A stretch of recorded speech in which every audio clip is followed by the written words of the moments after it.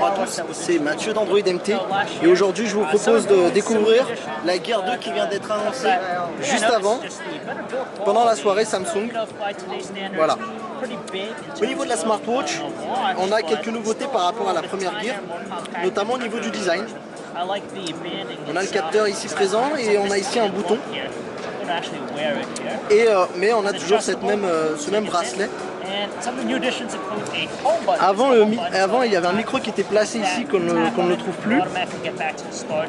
Au niveau des caractéristiques, on a un écran 1,63 pouces Super AMOLED display. Elle est IP67, donc elle résiste à l'eau. Elle dispose d'une caméra 2 mégapixels et elle dispose à l'arrière d'un capteur cardiaque ici pour retrouver les infos sur le Galaxy S5. On voit toujours que Samsung a mis un port propriétaire pour recharger la batterie de la smartwatch. Samsung d'ailleurs promet une autonomie qui est variée de 2 à 3 jours en fonction de l'utilisation, pour une utilisation assez modérée. Bien entendu, cette montre est à utiliser avec S-Health qui permet,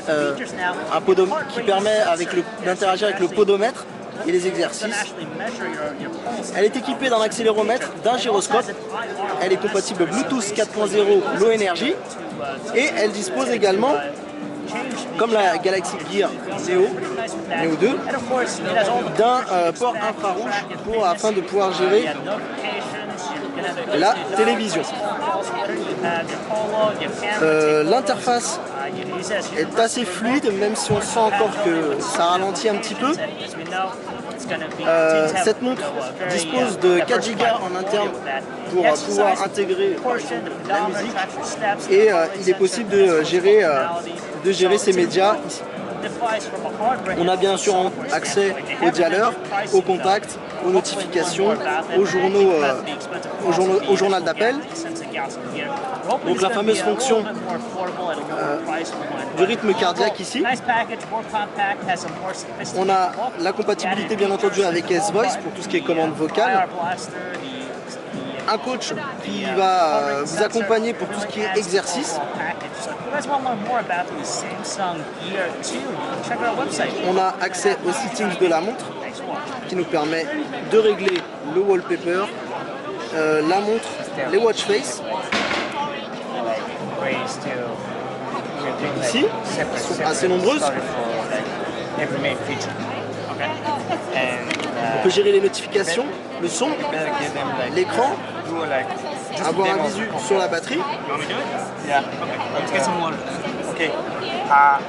On peut également regarder au niveau du Bluetooth, le double press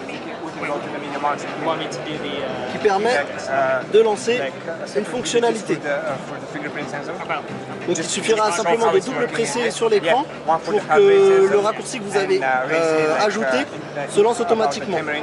On peut aussi resetter la montre. Et on a ici des informations sur la fameuse Galaxy Gear. On pourra peut-être avoir une mise à jour de la première d'ailleurs. Il est possible que Samsung mette à jour la première version. On a essayé d'avoir plus d'informations sur la disponibilité et le prix de l'appareil, mais cela reste un secret apparemment gardé par Samsung. Restez sur Android MT pour avoir plus d'infos et n'hésitez pas à aller sur le site pour avoir des compléments de cette vidéo. On vous remercie et on vous dit à très vite.